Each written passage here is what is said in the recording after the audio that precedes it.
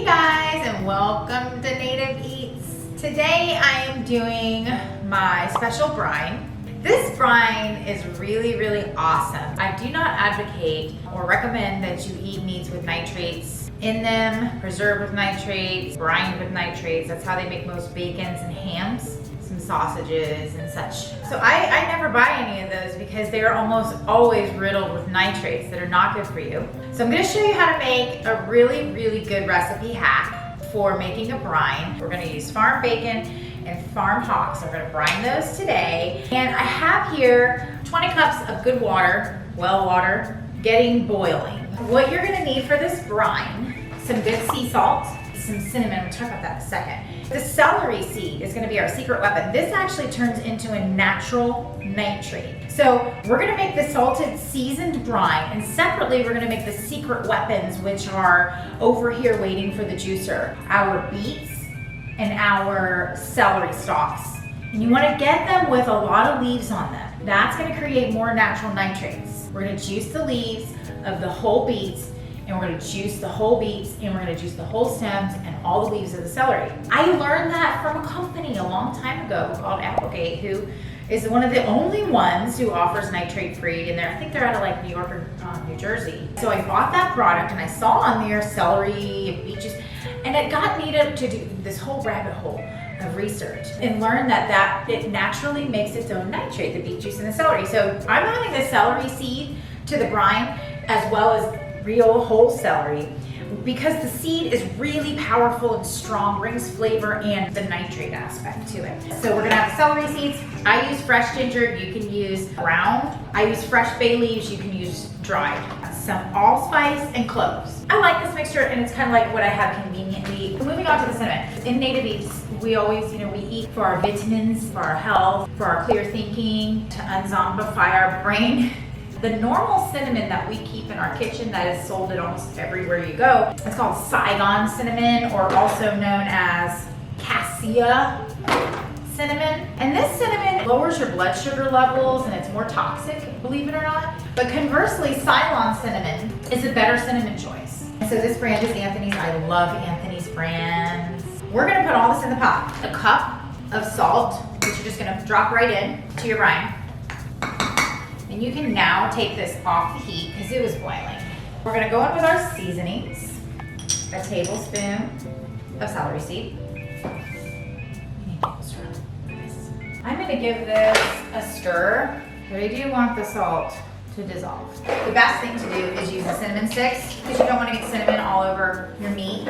So if you can find those Ceylon sticks, use those. And then we're gonna go in with our clove, and we're gonna go in with about a teaspoon of clove and a teaspoon of allspice.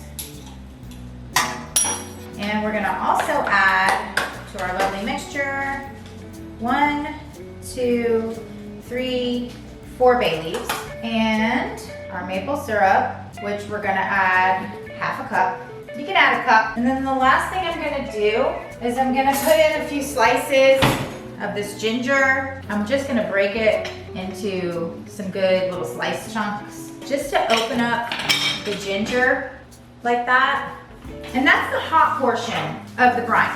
While that sits, we're gonna move on to the juice portion. This part is really cool because I wanted to share with you this angel juicer. This juicer is amazing. When you juice out of a blender or something that has agitation and it creates heat sometimes, it doesn't take much heat at all to kill the live juices, enzymes and minerals and vitamins. It's not a blender. It's not one of those presses where you have to sit there and press everything by hand. So you're like guaranteed like really good juice that's live, that's got all the vitamins and minerals in it still. I had it all set up, but I'm just gonna show you the blades. These are the blades, they're really cool. They work in tandem to like brine the juice, and the pulp comes out, and this is the pulp trash. You can use this in your garden. And you end up with this wonderful Wonderful juice. In the Native Eats kitchen, I always tout you have to be mindful of not only what you eat, but what you're eating out of. So this is all heirloom. This is all stainless steel. I always look for stuff that doesn't have gimmicky plastic containers or switches or stuff that my food's gonna come in contact with. So let's get started. Crank your juicer on. I already pre-washed a whole bundle of celery with lots of leaves, and I did not slice these beets in half real quick, but I'm gonna do that. These are really fun. My kids, when they're around, they love putting these in, but you don't want to get your finger in. My teacher used to do that, and I stole that joke from him. Thanks, Mr. Williams. You can see what's like coming out. Look at that. You can see that it's alive. Look at the juice that's coming out of that celery. It's like bright green. And it just goes straight into that grinder. Look how dry the pulp is. That's a head of celery, and look at the amount of juice. It's like 3 cups of juice. Holy gamoles. You just start putting these in too, because you're gonna use all your stems. These are really fun. They're probably more fun, because they go on their own. And look at that, guys. You see that? Look at that. It's the little things in life, right?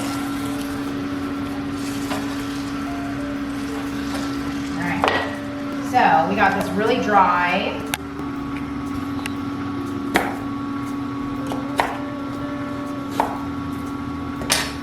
This is like the fruit duff. This is really good in the garden. Like, put it in the garden, don't throw that away. So moving on to the meat. If you watch the meat discussion, I talk about the farm meat and how to get it and where to get it and why. This is the meat that I get from my farmer locally here in Florida. So it is fresh hog, and it's Berkshire. Really good quality meat. It's also really popular.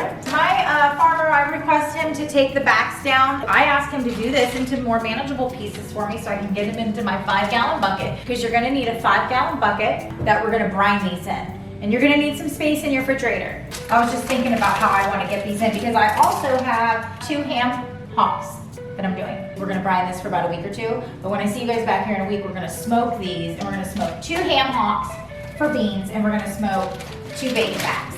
So those are going straight into the bucket. I'm coming to take a look at this bucket, see what we got going on in here. Put the big sides down. And I'm just setting them up so they can receive the brine equally. It's gonna sit in the refrigerator. And there is a trick to keeping the meat down. You take a bag, a gallon-sized baggie with ice, and just set it on top of the meat. I don't know if we're gonna need to do that, so we're gonna see in a second. Now, we have this mixture, which is still fairly kind of warm. What we're gonna do is add some ice to this, pull it down. We are first going to pour it into a separate metal container, and that'll release some of the heat from this hot pot. I'm a master at cooling things, given that I have so many kids to feed. We're gonna add some ice to this.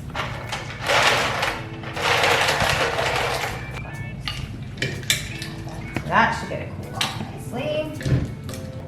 And also, you can add some cold water to it. Now, obviously, if you don't wanna cool it down with ice, you can just let it cool down. I just happen to know that this is probably gonna need more water to cover in that bucket. Okay. Take this, we're gonna get this lovely mixture, right? And you can do this over the sink if you're not crazy.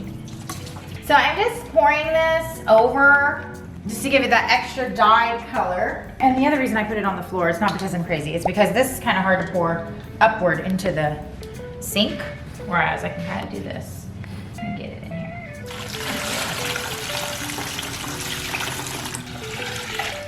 Okay, look at that. Perfect. That's a really, really nice brine. I think I am gonna put a little ice bag over it. So I'm gonna take an ice bag and put it right on top of that meat so that I can ensure that it will stay down in the brine. And I do recommend that you check this Even though it goes in for 2 weeks and it's nice to set it and forget it, or a week, you can go a week to 2 weeks. I'll probably go a week with you guys. I don't know, we'll see. We'll see what happens in the Native Eats kitchen and I'll let you know. Put your lid on, but check it, because the reason is over the years, having made a lot of this bacon, you know, I will get to the refrigerator after a week or two and the thing's been sticking out. You don't want to come out and half your meat's moldy and the other half is not. Keep something on top of it and check it every few days. See if you need to make any adjustments. This is gonna go into the refrigerator and I'll see you guys back to the smoker when we're ready to make bacon. Hey guys, and welcome back to Native Eats. Today we are doing part 2 of the bacon that we already did. It's been in for a couple weeks. We're gonna put it in, but what we're gonna do first, come with me. I'm gonna show you how to prep your smoker. So what we're gonna do to cover it, first of all, I'm gonna take this out. In a second, we'll put the soaked wood chips in that. But this is a really important step. When we're all done smoking and all the fat and everything runs off in here, all we have to do to clean it is take this out.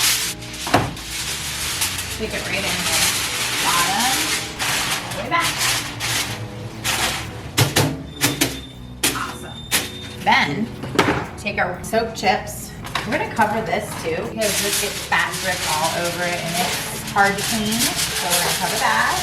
There you go. So then we're just gonna take these soaked chips. These chips that I'm using are mesquite, and I've soaked them for a couple hours. You can soak them overnight, probably better. I had mesquite and I have pecan to choose from, which I'm not a big fan of pecan. I probably have a bunch of it because I didn't use it. And I used all my good stuff. I love applewood. Alder is one of my faves, but that's really good for chicken and certain things, you know, wood chips for certain things, you know.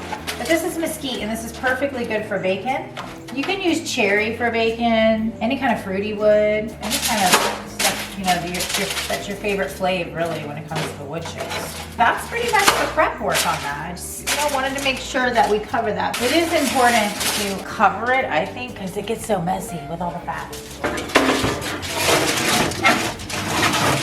That's that for that. I just want to make sure that the racks are set right because we're going to do bacon and ham hocks. That's probably good for the bacon and the ham hocks. And then let's go get those and put them in. My garage is probably really messy. I have 9 kids, guys. Y'all know that. We have here in the Native Eats kitchen many refrigerators. 1, 2, 3, 4, 5, 6. One of those went out today because it's like 140,000 degrees out here in Florida right now. The refrigerator was like, you know what? Let's just forget it. Here's our stuff, guys. Woo, that looks good. Let's go get these out and stick them in the smoky oven. So a giant bowl. I'm gonna put these in here after we rinse them off. And that green, by the way, that's celery seeds. And that's why we're gonna rinse it off a little bit. Look at the pink color. That was from the beet juice. So that's our beautiful bacon. We'll just give it a quick rinse. Get all the green sludge off. Get it nice and cleaned off. Okay. And we have our next one. Okay, we got 2 more. These are the ham hocks. They're nice and pink. They were not pink when we brined them like that. That's what I love about this. How you're able to get them so pink without the use of the prog. Those are the nitrates that aren't good for you. And so that's why I came up with this recipe that I kind of got from Applegate. So let's move these into the smokeout. If you guys also want to know where to get this smoker, comment me and I will help you. So we're just gonna go right on. I'm gonna put the ham hocks on the bottom and the bacon fat on top. That way the fattier meat always goes on the top so that it will provide more juice. This big one, I'm gonna put in the back. Fat side up.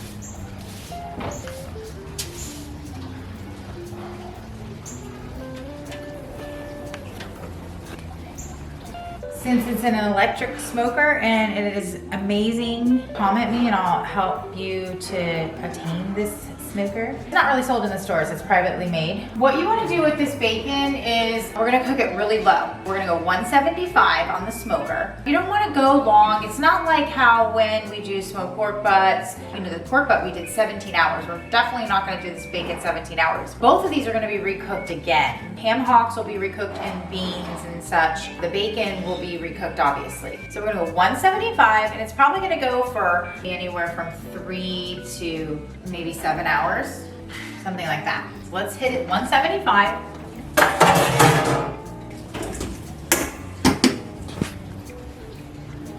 175, and I will see you guys back in a few hours. We'll temp this. We're back. We're gonna check on this bacon. So it has been 5 hours at 175. It should be at temp. So the temp we're looking for the bacon is gonna be 145 to 155 on bacon. On the ham hocks, we're looking for about 155. Let's go in. Voila. And I got this little heat glove right here. That one in the back is really fat. So I'm gonna go right into that one, sort of like into the meat and the fat, and try to get in there, but not too far. Ooh, we're ready, guys. We are ready. You see that? That's about 155.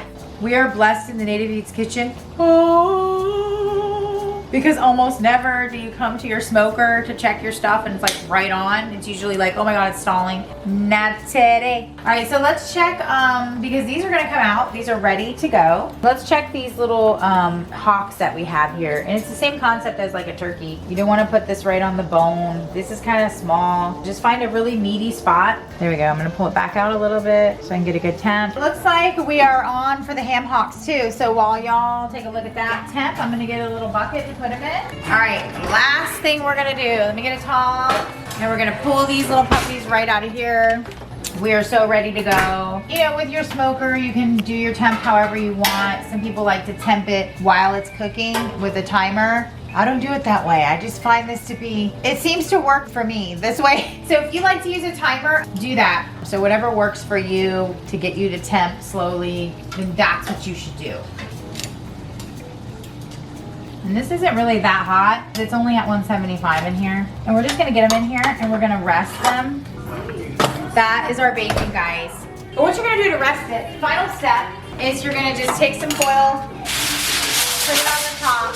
You can just put it right in the refrigerator like this. You can also bag it if you want. You can pre-slice it and put it in one of those seal zip bags. The great thing about these ham hocks and this bacon, because it's smoked, it will keep in the refrigerator for a very long time. In just the refrigerator. It'll keep in for like months, sometimes, believe it or not. Because it's smoked. That's the beauty of smoking. Thanks for watching today, guys. Please like, subscribe, comments. I'll see you guys next time. I'm the hat monster.